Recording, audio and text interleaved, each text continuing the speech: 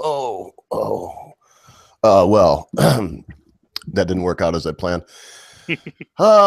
Just like to welcome everybody to church today. Um, Sometimes, just like that laugh that I attempted, things just don't work out as we plan. You never know, folks, and I know that sometimes it seems like I am the harbinger of doom and bad news, but and I don't want to alarm anyone or tell you anything that you don't know. But you never know which day it will be that you wake up, and that will actually be the last day you wake up. That you will have all these plans made, and you could possibly wreck your car on the way to work and burn to death in a horrible accident trying to get your seatbelt off.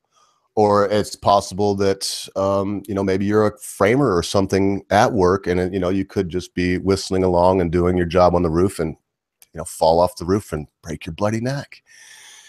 And then that would be the end of you. And and the point is, things don't always go as we plan. I think that day, though, friends, that day, the last day that we all have, it could end up being the best day for all of us. I really don't know. I've never died, so I don't know what comes after. But that's what's on my mind, boys. How y'all doing? Yeah, no, Well, I'm doing better than what I was done, so I'm not doing too bad. And as I said on my videos that I've had today, I'm back, so to speak. So I'm quite happy at that point. But to touch on what you said about one doesn't know when one's time is up, so to speak. A lot of people always fall into that sort of, should we say, self-hating, as in they don't like where their life's going and they have too many hold-ups thinking I should have done this better, I should have done that better. Where what's done is done, and what's going to be is going to be. But at the same time, you have a chance to change everything because it's your choices. It's your choices that generally affect you. Anyway, that's my little bit to that point. I'm sure Britisher wants to introduce himself as well. well, yes, on this rather somber day. How do we say? I guess particularly when it comes to sort of terrorism going on, you do get that impression that at times it could be your last. When you hear of people, in rush hour cramming into the tube in London, more than likely wondering whether they're going to get to their destination. It does make you somewhat philosophical. I mean, to all those people worrying out there, I'm not really in a potential terrorism hotspot where I am, so more than likely wouldn't affect me. Even though even where I am, we have at times got armed police patrolling in the streets, which is, for the American audience, this is highly unusual in Britain. Over here, you may see an unarmed bobby for some reason in these terrible high visibility vests, which ruin the effect, really. But yes, seeing people walking around with fully automatic weapons and bulletproof vests in the street is a novelty here in Britain. But it kind of does drive home the fact that even in the most obscure places, one is by now worried that it might occur. But yes, I think we always have to be philosophical in that regard. That we could be snuffed out at a moment's notice. I mean, for all you know, the house could collapse upon you as you speak for some structural reason that nobody knew about for 100 years. The oddest things can happen that can suddenly end your being. And perhaps it makes you think whether, if there is an afterlife, whether looking back you will feel that you actually, that you've made the right choices and done the right thing. And perhaps one should look at life with that eternal outlook of it could be over tomorrow, so that one makes sure in oneself that one actually feels comfortable with what one has done and what one's position in life is. Well, I mean, I believe it or not, I spend, well, it's probably not too unbelievable to everybody here now that I think about it, but I do spend hopefully not unhealthy amount of time, considering that we all are not guaranteed our next breath, let alone our next day. You know, probably much to your chagrin sometimes, Britisher, I make decisions that baffle other people based on that. And, you know, not digging too deep in the closet or anything on that, but that is it. I mean, some people will look at me now, in the past, and the future, and they'll say, what a bloody, insane ogre, but hence the name. And they're probably right in a lot of ways. But some of those things that seem inexplicable to some people are just because of that common sense guy. I'm Britisher. It's just because I don't know the next, if I'll ever have a chance to say, you know, pardon the expression, but go fuck yourself again, or I love you. It's, to me, both things are equally important. Does that make me crazy that I think it's just as important to tell someone that I vehemently dislike that I dislike them? No, not really, in my opinion. After all, the scientific point of view is that between hate and love, there's only supposed to be a slight difference in the brain chemistry, a very, very slight brainwave that's different to determine the difference between the two. So both feelings are definitely extremes and polar opposites. But as you say, they're both extremes. So if one is going to live for love, one would also die for hate. I don't know how else to put that. Yes, but sort of, if we're looking at it from a purely philosophical position, if you have the choice between telling your wife one last time that you love her, or telling Barack Obama what you thought of him before you died, I think I know what your choice would be. Oh, yeah. Well, and it wouldn't be Barack. So in that regard, hate isn't quite as important. The ability to vent that dislike is not quite as important as the ingrown desire that we have to share with our loved ones the fact that we do love them.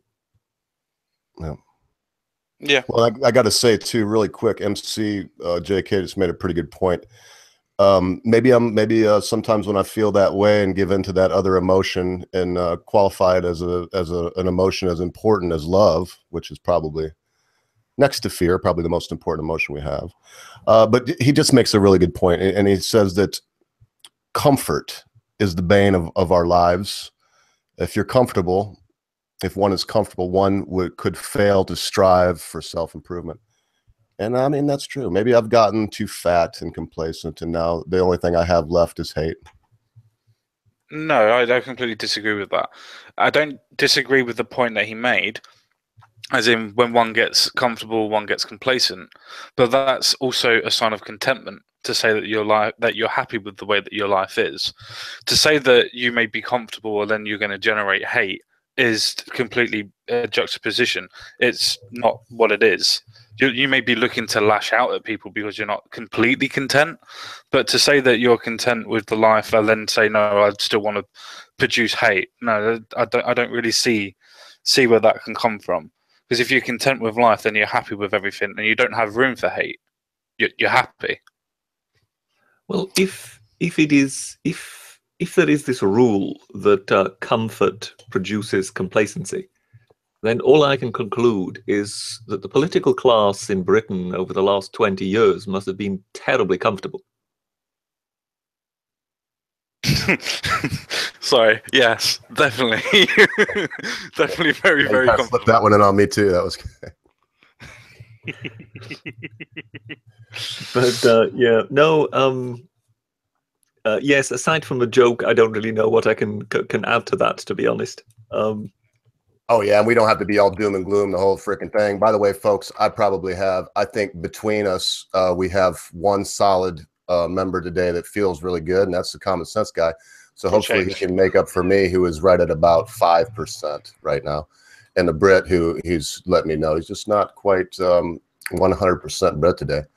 So bear with us. We just talked before, and we decided we wanted to give you all a show. And here it is. So what, enough doom and gloom, folks? And I think everyone here knows this, us here inside, that was a little bit of inside stuff. And it was my way of making an excuse for randomly being a jackass once in a while. It is a flaw that I have. It's a flaw that I've grown to love. It's not something that I hate about myself. The only thing I dislike about it is sometimes it overflows into to people's lives that I do care about and that I don't want to have, any ire released on. So anyway, that was my stumbling, fumbling way of more or less an apology. Could you tell, Brett? Well, given we're talking doom and gloom and whatever, and we're in that mood, I sort of thought I would share with the audience something that I think normally people don't share with on YouTube about their channels, and that is that yes, I am somewhat concerned as to what is going on my channel. The week that I put up yesterday, I think it's got a little over half one would expect it to get within the first day. And I lost quite a few members, and we know there have been strange things afoot on YouTube. So I don't know if this is something strange going on at YouTube, or if this is some consequence for my having put live streams up for the first time on this channel. It's very difficult to kind of work out. But yes, when you suddenly see percentage drops of that spectacular margin, you do begin to wonder, I'm sorry, but is this the Waterloo water slide in Bill and Ted's Excellent Adventure? So yes, I have various reasons to be a bit gloomy at the moment. I completely I can only imagine from your dizzy heights of losing people, but I do feel that there is something definitely going on. I'm not too sure if it would be a coincidence with the fact of live streams, for instance, but there's definitely something going on with the more conservative YouTubers, where it seems that people seem to be having subscribers being falling off left and right for no apparent reason. It's just a little bit weird to me, especially ones that seem to be more well known. Oh, I mean, I have been told in the past by some people that they were suddenly unsubscribed from my channel, and they never did so and had to resubscribe, and they didn't know why. It's funny that I do seem to sometimes have these spouts of suddenly losing people in kind of bunches. But yes, this weekend has been fairly serious, particularly yesterday. And then that coupled with, I mean, the week that was is basically the kind of flagship thing that keeps my channel afloat. Anything I do beyond that is kind of extra stuff I add. So I've recently been trying to add more stuff in order to effectively please the YouTube algorithm, because YouTube effectively rewards those people who put more up, as opposed to those people who concentrate perhaps on one or two specific things. So that's why, for example, Poisoning the Well, despite their unbelievable production, are pretty much getting nowhere on YouTube with the algorithm, simply because if they only upload something once every 2 or 3 months, YouTube effectively punishes them for it. The way in which they are punished is basically that their videos are not suggested to viewers of other videos. Because, I mean, anybody who knows YouTube knows that you watch one video, and then once that ends, you effectively get a selection of other videos proposed to you. Mm-hmm. Now, you have to get into some of those proposed videos with some of the viewers in order to find new viewers, in order to get picked up. That is what the algorithm determines. It determines whether it wishes to put you into those proposed videos or not. Now, Poisoning the Well are finding it almost impossible to be proposed to a new audience, simply because they are producing stuff that rarely. Yeah. Now, when I was producing for a while, just the week that was, so I put up one video a week, it pretty much got me nowhere. I kind of ground to a standstill. So I had the subscribers, which I had gained, but I found it almost impossible to gain any substantial number of subscribers beyond that. The moment I started adding other videos, it started picking up. So the algorithm responded to it. The problem is simply because we all have to live real lives.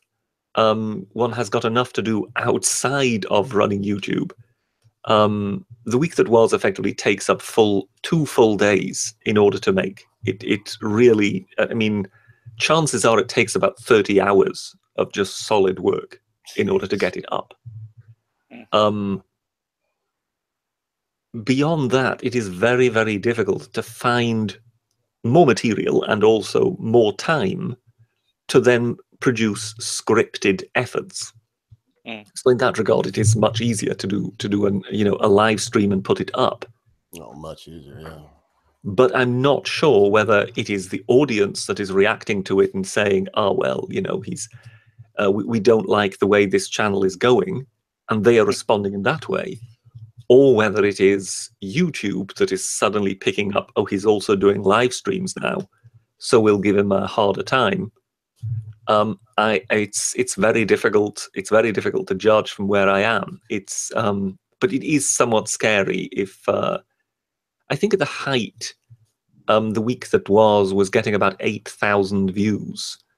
Usually, it will pretty much get most of its views within the first 24 hours.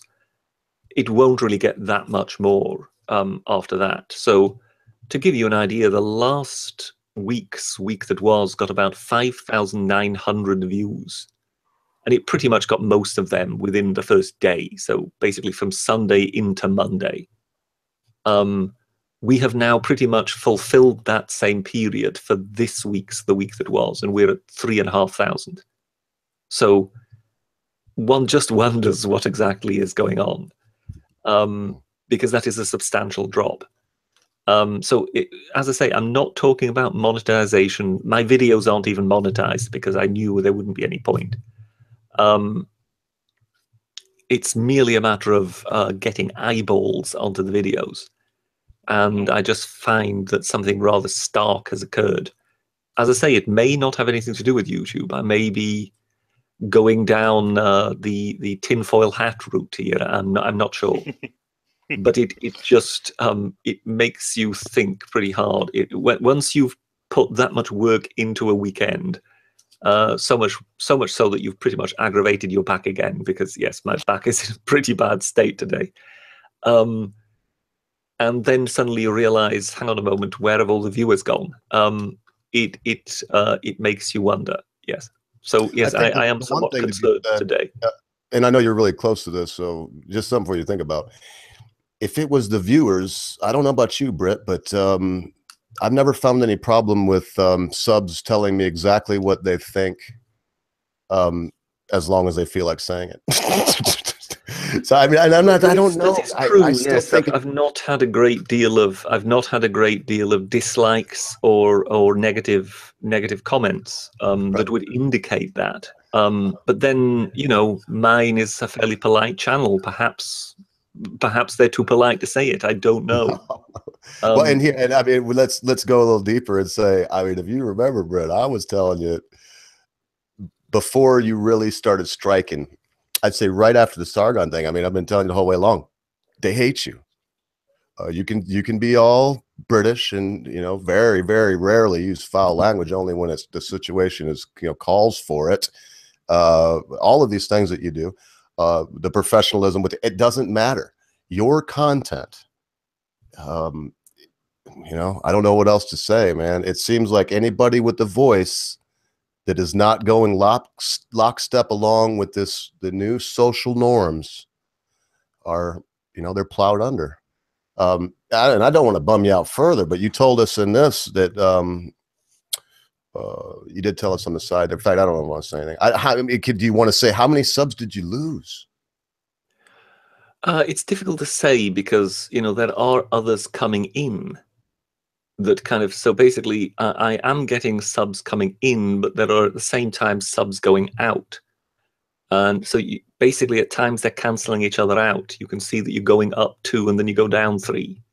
So it's kind of difficult, but yes, it was substantial. And it, you know, so that happened at the same time pretty much as suddenly the views for the week that is pretty much the thing that runs this channel, suddenly took a massive knock. And I just cannot work out exactly what has happened or why it's happened. I mean, I could give you some examples from my channel, but they just don't compare. It's like comparing apples to oranges. I mean, for example, I don't get a ton of views on videos that I do. But there's, you know, the one that I put up about Yvette Fararka, you know, I think it got, I don't know, 300 views or something, which is high for me. That's a lot for me. And then I put up another one the next day or a week before, and I get 70. But yeah, I don't know, man. I'm just trying to make you feel better, Brett. And looking back in the line, I've also noticed, I watch your channel pretty closely. And I've noticed that for the last 3 months, it's been going down, seems slowly. 2 months. Yeah. I mean, with something like Yvette Fararka and another subject, it might just be that a particular subject attracts, if you know what I mean. Name, yeah. Mm-hmm. Yeah. Whereas in the case of the week that was, it's pretty much the same product. So in that regard, given that it's just a variety of news, I think you are effectively comparing apples with apples when you compare them to each other. And that's why for it suddenly to take such a dip, as I say, it's as you said before, it has definitely been going down. At one point, I was running at about, you know, at over 8,000 per show. Now it seemed to have kind of leveled out somewhere around 6,000 per show. But now this time around, I'm at 3,500, and I'm kind of wondering what exactly has happened. So I'm not sure whether it's something I've done, or whether it is that somehow the YouTube gremlins have somehow gone to work. Well, I can give you a bit of, I suppose, an aspect on, not on my channel, but on my own personal bits that I do when I watch YouTube on my personal account. I watch things like scary stories and things like that, and I watch Football Manager videos. Now, with some of the videos that I've watched before, as in the content creators that I've watched before, I don't watch anymore. And that's not because I don't like them. It's just because, I don't know, it's just, I can't be bothered to. Or I'm not really interested into it because I've got used to what they're saying and sort of used to understanding what they're thinking that they're going to do. They're probably not going to do it, but that's just what I think. So you think what it could be is that I've become kind of yesterday's ham sandwich? No, definitely not. I definitely don't think that. It's more of a case of, I feel that people generally have fads in their life where they look at something, they pick something up, and then those people just move on for no fault of their own. Some people will start a swimming diet, for instance. They eat a lot and then they go swimming or whatever. And then for some reason, they just decide that they're not going to do that anymore, and they just stop. Or some people are going to play football for a while and they just stop. It just seems that a lot of people do that sort of aspect where everybody seems to join on a bandwagon, especially when it's doing well and they've gone on to different channels and things like that. And then all of a sudden people go, okay, I kind of know what his spiel is. I kind of know what he's doing. I've got something else I want to do instead, though. And then they miss your show thinking that it's not going to affect you. It could be. No, as I say, it could well be. And as I say, I'm not taking it as an insult or anything like that. It could well be. It's what is odd though is that they're all thinking that on the same weekend, same day. I'll tell you this though, just to kick in here, boys. We've been on for 25 minutes or so, and Zero's just in the chat saying, sheesh, this notification was way late. So he just got a notification that we went live, and he obviously has the bell hit on this channel. And bro, you remember we did the live stream, the first one. It was like freaking a flock of people waiting, and then when it was just a full house. I don't even want to say the numbers. It sounds like bragging, and then to other people, it really wasn't that many, right? And then the next time we come on, and it just there was no. It didn't even post on your channel. Yes, I mean, I wonder what's going on. For the first time that we did a live stream on my channel, it clearly notified people, and there were quite a few people waiting. Yes, the next two times that we've done it, which are the last two times, basically there doesn't seem to be any public notification that kind of went out.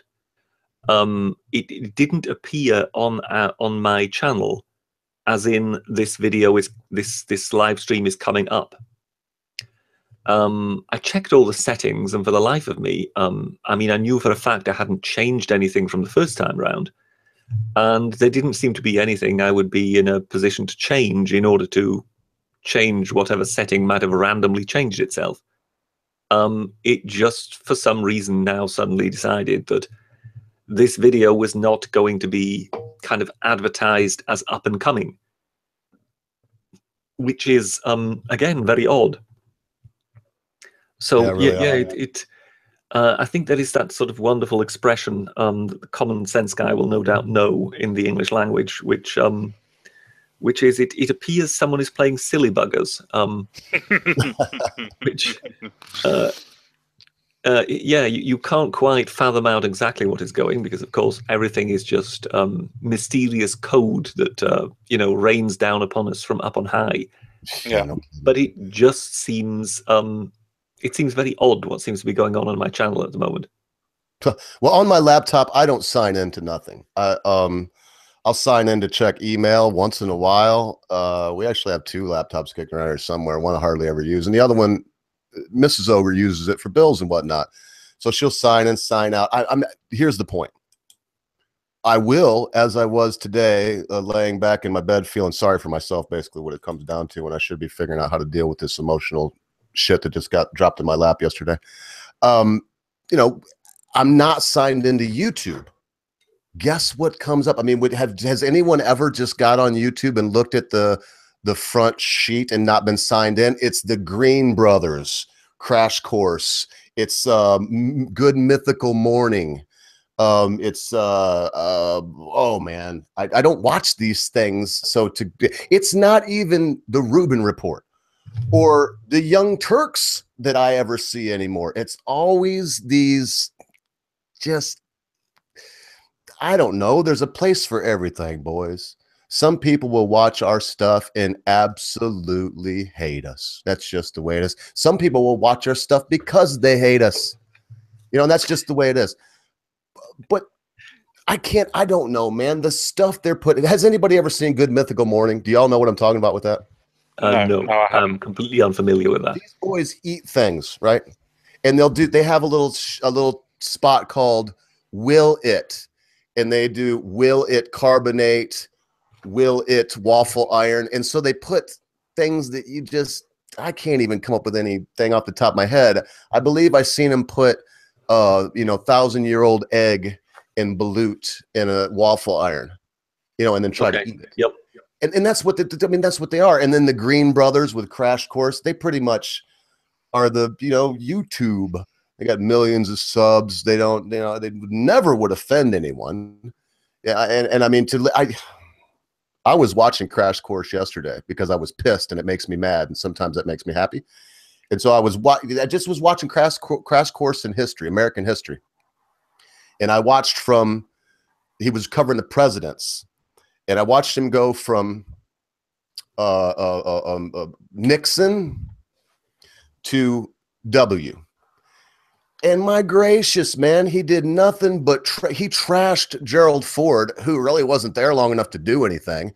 And then he didn't even put up a picture. He put up a outline of Nixon's face covered that right away with Gerald Ford, and then put up this big thing of Carter. And for those of you that don't know, just looking at it politically, Carter was not good for this country.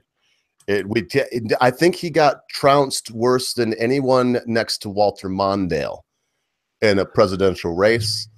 He just really did horrible things for this country.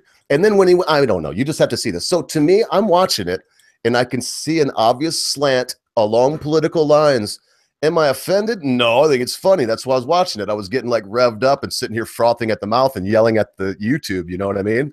And but where can I strike that? Where can I say? Because now it's come down to Britt. I know, man. Call me tinfoil hat all you want. Could it be that you're doing live streams? Hell yeah. Your biggest problem is probably me.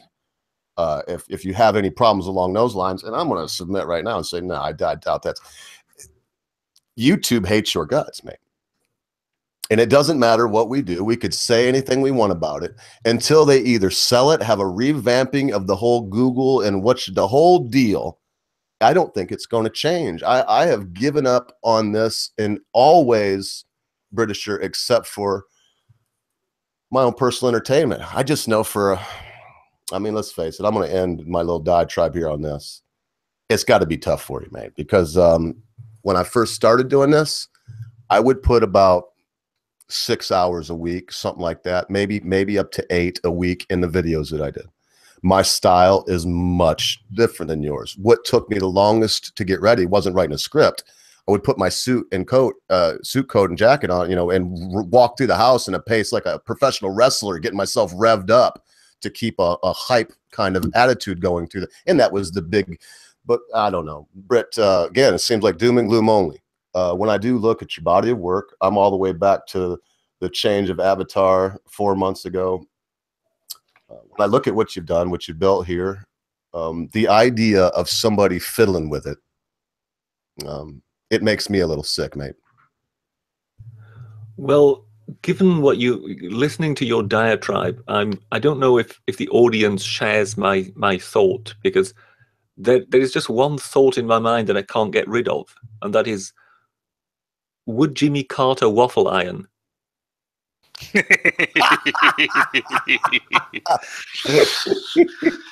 Oh, I reckon he'll carbonize. I can't take away. These are the sort of thoughts you put in my mind, okay? It's just hideous. Yeah, because you know what I'm thinking now. Which bit of him are we going to waffle? There's only one part of the male anatomy that comes to mind that would easily just, go into a waffle. Yeah, it's fine. We'll take him to a carpenter first to get it sawed off. I don't think we necessarily need the specifics. Yeah, right. Now, well, there you go. There's me taking it too far once again. But Brett, I think the best advice that I have for you, I'm stealing, and it was said so long ago, I'm not sure that I'll just be able to find it right now. I believe Me Too said, and if I misquote and you're still listening, you can always tell me I'm dumb and that you were the one that said it. But someone said, hey, you do a great job, mate. Keep going forward, stiff upper lip, and carry on. I don't know, but that's easy advice to give, isn't it, sir? Yeah, but it's also the most pungent, though, isn't it? It is the one that you've got to keep on going, because that's just the way that it is. Yeah, it's fine for everybody to take time out for whatever's going on, but eventually, if you're going to continue living and continue going on, which obviously you are, or anybody is, for whatever news that they have, but they're always going to carry on. So you've got to have that bit of mourning, as in you've got to get over that bit of news or get over whatever's happening, like for British Nurse's channel and everything else of that. For me, it's my back, blah, blah, blah, all those little bits and pieces. But you've got to keep going. And that's just literally what that saying is. You've got to keep going. Because if you don't, the moment you stop is the moment that you're going to get hit too hard and not going to get moved forward. Yeah. Well, I'll tell you, boys, it could always be worse. Who on the panel here knows what ministry means? To be in ministry, to be a minister. Does anybody know what that word means? It means to bleed, like menstruation. To be a minister is to bleed for one. And we use a lot of terms like that, like being a pastor, pastoral. It's sheep. You're taking care of sheep. You're being a shepherd. And the same thing with the ministry. And I'm going to tell you what, if you think like I was yesterday, that your life sucks and that it couldn't get much worse, all I had to do was think back to the time when my job was to bleed for people. And maybe that's my problem now, Brett. I spent so many years just sucking it up, and once in a while getting into trouble for telling some 14-year-old kid that wouldn't do his homework that the reason he was failing school wasn't because Jesus didn't love him, it's because he was a dumbass that wouldn't do his homework. But I try to keep that in mind. I guess could always be worse for me. But people need that, though. People do need that. It's fine for everybody to go on and go along the sides of, obviously, you saying about the belief and everything. It's fine having that aspect of it, but you have to have that ounce of, I want to say common sense, but as we always say, there is no such thing. But the ounce of knowing that you've got to do your homework. Jesus is not going to come down and do your homework for you. You've got to tell that person, no, the reason why you're not doing well is because you're not trying. God doesn't say that you can do things and get it done for free. You've got to put the work in. And that's just the way that life is. Yeah, it's funny, though, when you work for people, they don't want you to tell them they're doing wrong. It's so weird. You think they're hiring you to do something like that and to kind of give them good advice. But in the end, what they want you to do is smile, pat them on the back, and tell them they're doing exactly what the Lord in heaven wants them to do. And usually that's not true. Obviously. Oh man, this feels religious now. Let's get off the topic. I mean, I'm not trying to be unreligious. I just that is really what I do. Yes, we're really in Vicar of Dibley territory, aren't we? Well, I don't know. The Vicar of Dibley was never this religious. Oh, you sent me a bit of that. That was some good stuff. Oh, I think about Ken Dodd. He said, I used to get bored when I was a kid, and so I'd go to the vicar's house and throw a big cucumber in his mailbox, ring the bell, and run off. Was that for him or his wife? Yeah, I know. Maybe but I just some of the gags he would talk about pulling when he was a kid. It's like, well, that's not very harmful. That's fine. That's good fun. Just throw a cucumber in there, and run off. It's not bad. I tell you, if we all had the spirit of that wonderful English, I believe he's a knight now, right? Sir Dodd. If we all had his spirit, Sir Ken, yes, Sir Ken Dodd, yeah, we would be the world would be a better place. It's easy to say. Everybody says that about people, but in truth, I believe that applies to that gentleman with his buck teeth and all. I mean, he made so much bloody money. That you can't tell me he couldn't have went to a dentist and got something done, but you could just see the pride of being English when he just poke them teeth out at you. Well, no, I think also his buck teeth kind of became part of his trademark. Heck Definitely. Yeah. Definitely. Like Margaret Thatcher. Well, I think the one person who kind of springs to mind when it comes to teeth is Freddie Mercury. Because he could have afforded to have his teeth fixed quite easily, but he was actually afraid that if that was changed, it might actually change his vocals, change the shape of his mouth. It would. So he rather kind of said, well, no, I'll just stick with what I've got, thank you very much, because he was too afraid that it might change the sound of his voice. Man, Freddie was so beautiful anyway, man. I just rewatched Live Aid. He was not only beautiful to look at and beautiful to listen to, he was a genius that doesn't get a lot of credit. When you see that Live Aid, everybody wondered why the first and only time Queen ever played on American soil. I don't know if you all know that. And, why is he going on at 12 o'clock noon? It was like 11 to 11:30 to 12:30 or something to that effect. English time, right, mates? Why are we doing this show at 3 o'clock in the afternoon when everybody's at work in America? Because the only people we really give a shit about are the British people that have joined us today. No, that's not true. The rest of you can stay. But we care about them more than you all. Let's make that clear. And so, yeah, he was a genius. He really was. People hate him now in some ways because he didn't say that he had AIDS until. But who wants to do that, man? Who wants to go from Mr. Freddie Mercury, man, bringing the entertainment in a way that no one ever had before to, you know. I like that people are now annoyed with him for not saying he had AIDS. So he was gay, but he was not the right kind of gay. You better believe it. Oh, they talk trash on him because he didn't come out of the closet properly, and he was married. He loved his, you know, y'all probably know this, but he left his ex-wife a big house and the larger part of his royalties because he said that was, you know, his best friend. Yeah, oh yeah, he was married. He had didn't he have a kid? I think one baby. Yes, he was definitely married though. Not sure that he had any children. Now that I'm thinking back, but absolutely. That's complete news to me. I just love Freddie Mercury because here's what happened to me very briefly. So you can tell I really love the band. I really love Freddie Mercury. Married, but Freddie Mercury, I'm not sure. Well, I can type it in. I know he was married, but when I was young, my brothers and sisters, I was the youngest of 8 of 7 brothers and sisters. And so, I mean, I popped in a Queen. I remember listening to We Are the Champions on my little Walkman. And, you know, my brothers could hear it. They're like, what do you listen to? Oh, that's that queer music, right? And all this. And of course, at the time, they were listening to like Twisted Sister. If you can call that music, they were listening to it. And well, so I really what did for Queen in America was I Want to Break Free. After they made that, they never got back in with the Americans.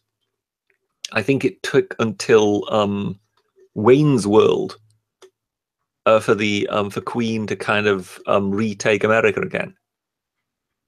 The American audience never forgave them that video. They missed so many good songs, though. So many good songs. I mean, you know. In that regard, the British have a long tradition of kind of sort of cross-dressing humor. And I don't think that the American mainstream audience quite got that. And because, of course, I Want to Break Free was the one where they're all dressed up as women. And that was not forgiven. And it took them, I think it took them kind of the better part of 20 years to come back from that. All right, you know what? I'm trying to scan through this while I'm listening very quickly.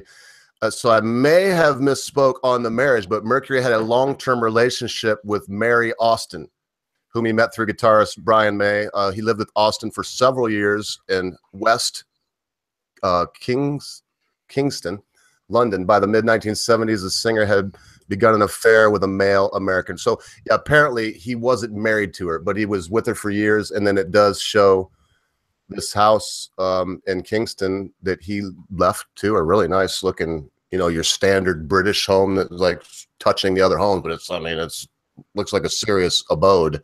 Looks like 10 Downing Street.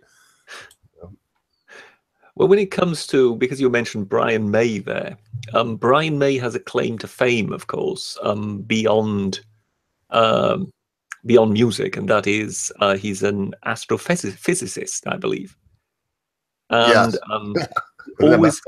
he always credited his interest in astrophysics to Patrick Moore.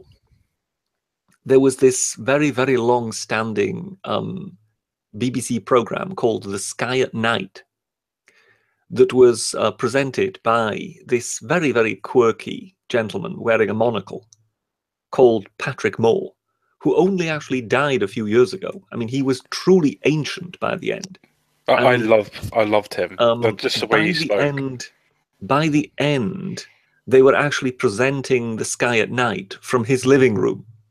So he didn't even come to the studio anymore. They went to him because he was that old. They couldn't expect him to get to the studio anymore.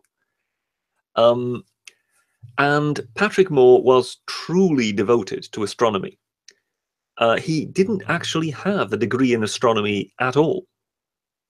He was entirely self-taught. And he was that good at what he did that, for example, he was responsible largely for the mapping of the moon, of the edge of the moon. Because if you look at the flat surface of the moon, if you look at the full face, it's fairly easy to map the craters. But as the ball that is the moon curves towards its edge, It's much, much harder to map those craters. Well, Patrick Moore managed it. And both the Russian mission that landed on the moon and the Apollo mission of the Americans used Patrick Moore's maps in order to navigate across the moon's surface.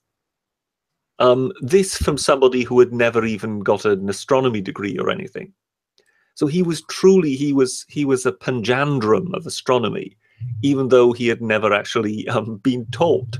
He was a what? A panjandrum? Oh, but we'll talk about that later. I'm stealing that word. I love that word. But he was phenomenal in the way he could inspire people, and particularly young people wrote to him in their droves, and he assiduously answered every single letter, and he would write them handwritten letters back. And I believe Brian May also wrote him a letter and got a letter back, encouraging him to, you know, take an interest and you know, learn what he could about astronomy and whatever. And he was totally devoted to it. I think it was cricket and astronomy, which were the two loves of his life. But he was quite willing to, if there were young people he heard of who didn't really have the funds to study, he would help them out. And he was basically such a helpful soul that he was helpful beyond his own self-interest. So even though, of course, he had this very long career spanning a lifetime on BBC television, towards the end of his life, Patrick Moore was completely broke. Huh. And that is where Brian May came in. Because Brian May basically said, look, this man has inspired my entire life. As it happens, I just happen to have made a lot of money in music. But the entire other side of my life, the academic side of my life, came entirely from Patrick Moore. So he did a deal with Patrick Moore. And that was, he bought Patrick Moore's house off him. Therefore, of course, giving Patrick Moore a lump capital sum with which he could actually live. And he charged him for his stay 1 peppercorn per annum on demand. Not a bad way to live. So that was yes, that was basically how Brian May saw to it, that Patrick Moore could live out his life in some sort of dignity. Yes. Which is a great thing to be able to do if you kind of hit it big in music and end up being a multimillionaire. Well, yes. let's not forget that they have it just as bad as the coal miner, Brett. The rock. Never mind. Worse, if I believe. Worse. Yes, I did. Yes, I rewatched that, and yes, I actually did say they had it worse. That was probably the dumbest thing that I've ever said with other people listening. Don't bet on it. Oh, well, I mean, it's in the running. It's got to be up there on at least on the top 100 list. But no, it's remarkable. I think Brian May, and of course, I don't know what his name is, the drummer. I mean, they've continued on with Queen, but the bassist, pretty much when Mercury died, he basically said, "Look, that's it. I've had enough." Because he never, if you look at the videos and you look at their concerts and whatever, you can always see that the bassist was always terribly awkward. He liked making the music, but he didn't like the whole promotional and fame stuff. So he basically went along because he realized, look, we can't do it without me. But yeah, he never enjoyed it. And therefore, once Mercury had died, he said, look, folks, that's it for me. I've really had enough now. Whereas the other two, they're proper rock stars in that regard. They absolutely love it. They enjoy it. So they basically had to make do without him. Yeah, I'll leave off on the hard job jokes. They keep popping into my mind now.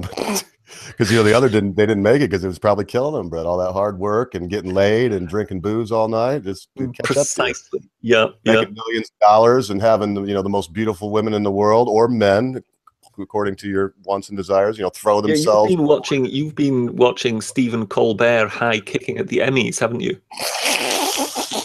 He went nuts, didn't he?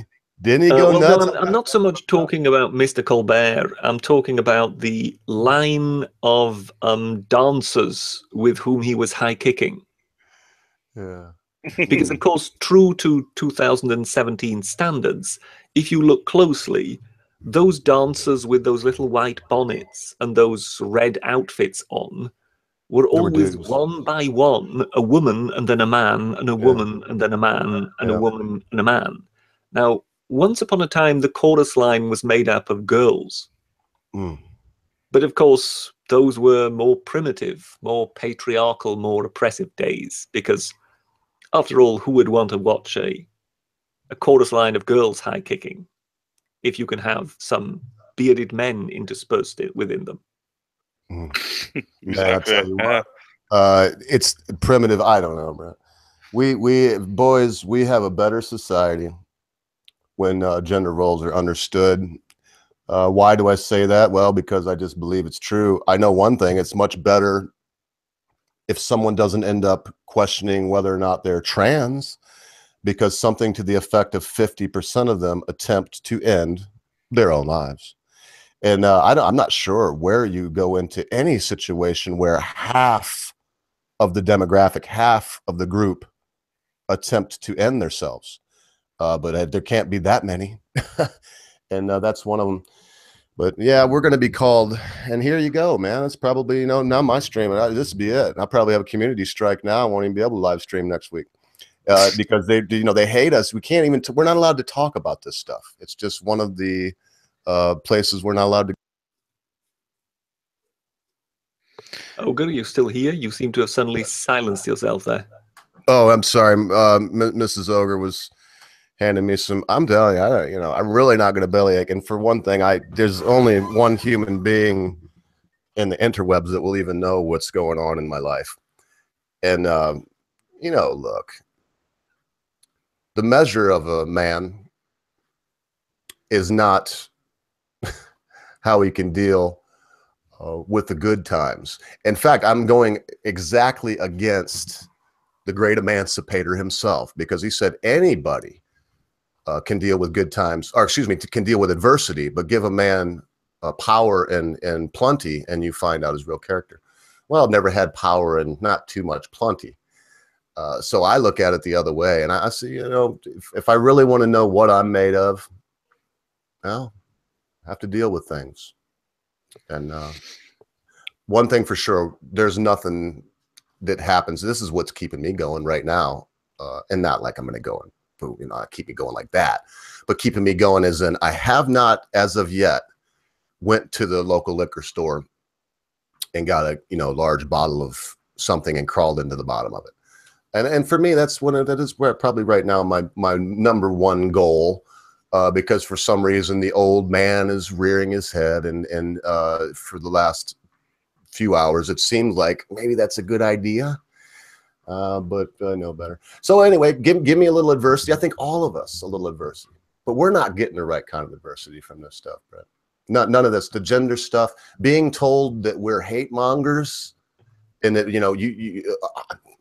I don't want to be conspiratorial, but it's a fact. If you are losing subs, hemorrhaging subs just left and right and losing views, it's what? I mean, I'm not going to kiss your ass too much, Brett, but you really do seem to go out of your way in a way that's unfathomable to a guy like me. I think you know this too, to just be a nice guy, man. I don't know what else to say. You're one of the only genuinely nice human beings I've ever met in my life. I mean that. So it's got to be tough on you. Sorry, I'm just throwing up right now. No. Well, relax. It's true. It's probably, I'm not the only one that thinks that either. And yeah, I won't gloat too much. I know that, got to remember I'm dealing with British people. I'm trying to get better dealing with British. I think I'm learning some things. If they want you to know something about them, generally they'll tell you. it's not really a good forum to ask someone about their health or their financial situations, right? That's very un-British. Not to start off with, no. If you're in the middle of a conversation, maybe, but not to go, yeah, how you doing? How's the wife or whatever? Yeah, we generally don't do that. Well, we actually got into some good things, boys, and I said it was going to be a short one. And usually it's the weather between British people. Yes, that's ours. The weather is just about the safest subject possible. I mean, you can be quite sure that when Theresa May goes to the Queen will talk with Theresa May about the weather. At least once. She'll think, well, here comes this clown figure again. I'll have to talk about her with something, with her about something. I can't talk with her about politics because, frankly, she's a complete imbecile. So I'll talk about the weather. And clearly, this is the Queen I'm talking about. Exactly. Because, yes, consider how many prime ministers the Queen has had, starting with Winston Churchill. Winston, yeah. So imagine what for a disappointment it must have been when the door opened and through it walked Theresa May. Well, like it was much better when Tony Blair walked in there.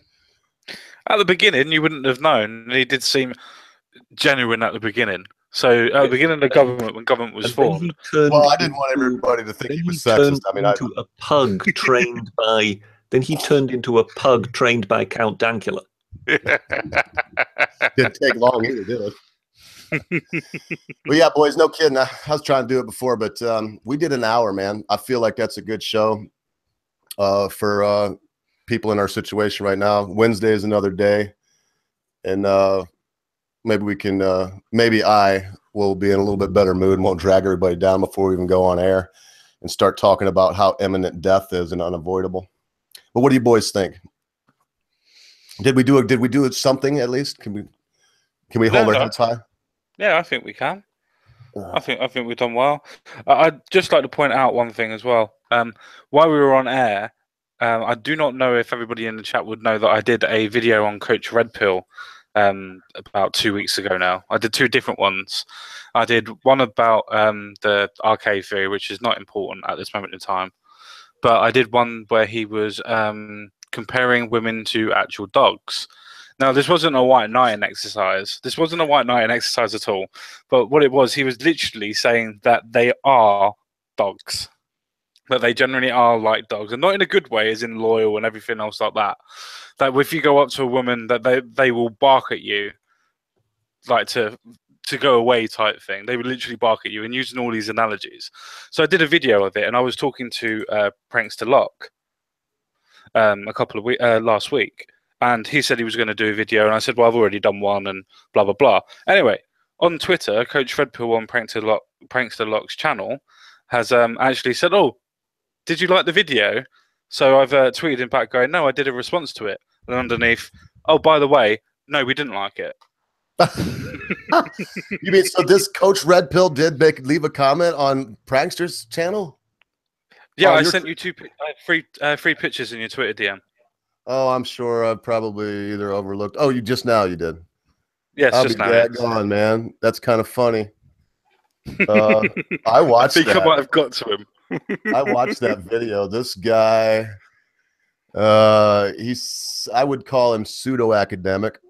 That's probably about the best I can say for myself and most everybody else on YouTube. So I'm not trying to single him out. Yeah, exactly. But I mean, he's. So yeah, right here, women are like dogs. Clickbaity title. 40 seconds into this video, I honestly dislike this guy. The dude sounds like he's narcissistic and he has a big ego. Coming from never a 15-year-old out of the mouth of babes, they say. He said, might be too soon to judge, but we'll see. And then Coach Red Pill, of course, coming back to the 15-year-old child. So what's the verdict? You like my video or not? So I'm guessing the answer is not. Oh, Lord have mercy. I did. Yeah, that's it. I did a response video. So he didn't make no comment on your video, though. No. Didn't make a single comment on mine. Yeah. Well, maybe he'll get a chance to watch. That was a very well done video. I enjoyed it. It was entertaining. He It was has just informative. watched it. He has just watched it from that thing. It was on 18 views, and now it's on 19. Literally, after refreshing it on this view. Oh, that's funny. That's so funny. It's always good when you can strike while the iron's hot, so to speak. All right, boys. Well, as I do, honestly, I think ever since the Britishers said something about throwing up, that's all I can think about now. Mrs. Ogre made me some toast and applesauce, and I'm going to try to do that. I've honestly, I mean, just done the foolish thing. What is applesauce? Really? You don't? Okay. They just take apples and like smush them into it's an apple puree. I guess that would be the best way. Okay, apple puree. So it's basically boiled apples. Yeah. They cook them. I think. You know what, Brett? I really don't know. I don't know if they bloody cook them or if they just. Well, they're Bramley apples, and you just basically chop them up and then put them in a pan, and they kind of dissolve into this mush. That's probably the exact same thing. It's just because you said toast. I'd never heard of toast with apple puree. Well, I'm not going to eat them. That image, by the way, that is Patrick Moore. That is the astronomer on the BBC that I talked about. You know, that's a fantastic specimen, isn't it? I mean, just look at the monocle. I mean, he is someone. Yeah, that's no joke, right? That's actually his deal. That's. I mean, in other words, he uses that monocle all the time. That's just part of his getup. Oh yes, yeah, no, he had that on all the time. He was, you know, he truly was an absolutely beloved figure in British broadcasting. Even though the BBC did everything they could to kill off his program. Surprisingly, yeah. Well, they would constantly change the time on which it was aired, at times without announcing it. So sometimes it would suddenly be on at 11:30 at night, then it would be on at 12 o'clock, then it would be on at 1 o'clock in the morning, then it would be on at 10:30. They would constantly change the times. And it was known that the BBC wanted to get rid of it, but in order to basically be entitled to get rid of it, they had to drive the audience share below a certain number. And because he had such a loyal following, they never succeeded in doing that. Well, I hope that's what ends up happening with you, Brett. You know me well enough to know that I care a certain amount about humanity, but as far as people succeeding or not succeeding, I think that the three people that I'm concerned with succeeding on YouTube are here with me right now. Myself, yourself, and the Common Sense Guy. Everybody else, I mean, I don't want anybody to fail, but I don't really care. And I know the kind of time you got put. Oh, by the way, this breaking news just came in. Straight Sis Mail says, yes, applesauce is boiled. Yeah. Well, and I agree. Stories just mentioned that gentleman looked like Churchill's little brother. Yes. Yes. He has that there was something Churchillian about Patrick Moore. There's no doubt about it. Okay, now I've got to have you say that word one more time since we're so close. I'll be able to find it. You said he was very what? He was a panjandrum. A panjandrum. Man, I love that word. Pan means all-encompassing. So what does that mean when you break it down? Well, panjandrum, oh my God, how can one... panjandrum is kind of, you're in the genius territory. You are effectively the know-it-all of that particular subject. Okay. You are the grand ayatollah of that particular métier. I like that, the grand ayatollah. Oh, well, on that happy note, boys, I really got to go. I mean, you know, I did what I think we all are probably guilty of it at some time or another. Instead of having a nice cup of ginger tea or maybe some peppermint tea and maybe putting on a very boring documentary, stayed up and thought about things that I have absolutely no control over all night long. And now Ogre's not feeling too good. And the reason applesauce and toast, Brett, is we have a very easy to remember mnemonic. It's BRAT. It's an acronym. And when you're sick, you should always remember BRAT: bananas, rice, applesauce, and toast. And that's basically things that are okay to eat if you've, not been taking care of yourself too much. I see. Because you see, the proper way to eat applesauce is with noodles dressed on fried breadcrumbs. What? Yes. Oh, that sounds awful. You mean Yeah, it doesn't sound great. You mean no. You have to try it. Spaghetti noodle? You're talking about pasta. If you have something like pasta, you would have something like penne or fusilli or something like that. But generally, it's kind of from the German-speaking part of the world so they would more than likely have egg noodles. But you can do it with pasta. I've had it with pasta. But yes, it's you provide a kind of tart sweetness from the apples with the kind of saltiness of breadcrumbs that have been fried in butter on the noodles. So you get kind of crunch. You get everything in the dish. It's a very good dish. It doesn't sound appealing until you try it. Oh, I might have to give it a shot. But this is it, boys. I got to eat some toast. I'm probably going to take a hot bath. And like I said, you know what? We're all guilty. And no one will understand this but you, Britisher. But maybe I do regret a little something from the last couple days. And for that, I'm sorry. So what do you think, boys? Last words? Well, I suppose I better go first on that aspect then. I feel that we've touched on this little aspect of feeling sorry for oneself in general, not for any particular reasons, but for in general, when something happens, whether it be a missed test or you didn't pass your car exam or whatever, you've done something that's upset yourself. I've always thought that the self-wallowing part of that, obviously everybody has to grieve for different things that they've done wrong and things like that. Some people do it by drinking, some people go to drugs, some people just go to self-destruction, stuff like that. Everybody has their own way of grieving. But I've always been down the road of, if you've done something wrong, the last thing that you want to do is go and make that problem worse by going out and drinking, by going out and doing whatever. That's going to leave you more in debt because you're spending the money outside and everything else like that, and the potential to be going to prison and things like that because of losing your temper and whatever. My little aspect's always been that if something's really upset you, you need to have your friends that are around you and you need to talk it out. I think there's a little saying, I'm not sure if it goes across the pond or if it translates well across there, but a problem shared is a problem halved. And that's exactly the way that I'm going to leave that on this note, is that a problem shared is a problem halved. If you have any problems in your life, share it with somebody that you know very well and talk about it. Because once you do, a weight is lifted off of you and it does feel better. Damn good advice.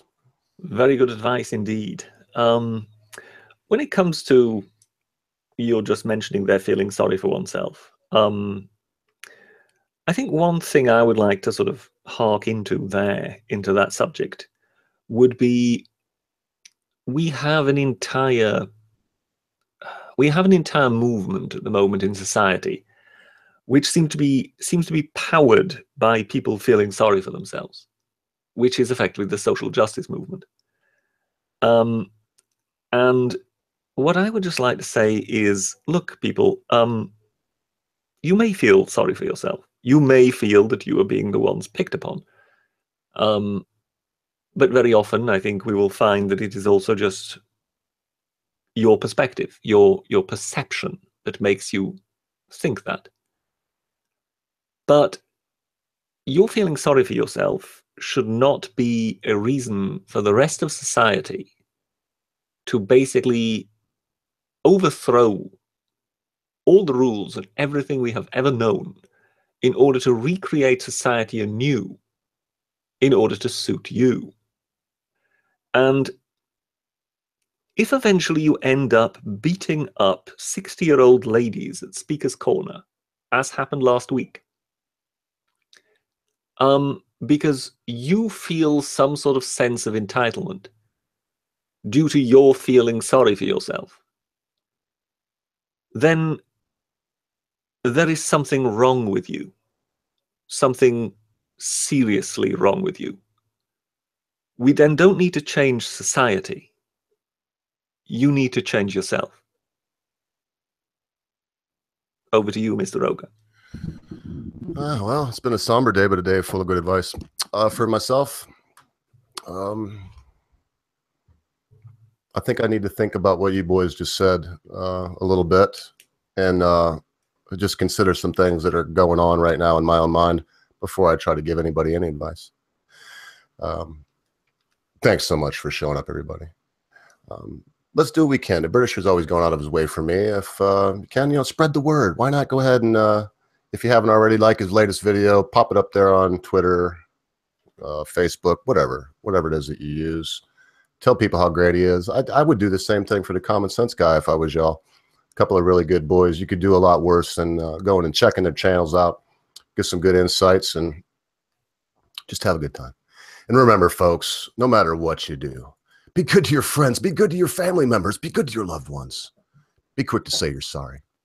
Be even quicker to accept an apology, especially when that thing your friend, your family member, or your loved one has done seems to be so huge, you'll never be able to get it out of your mind. Because you know what, constant viewers, my friends here, at a time we think not, our friends, our family members, our loved ones, and everything we know will vanish.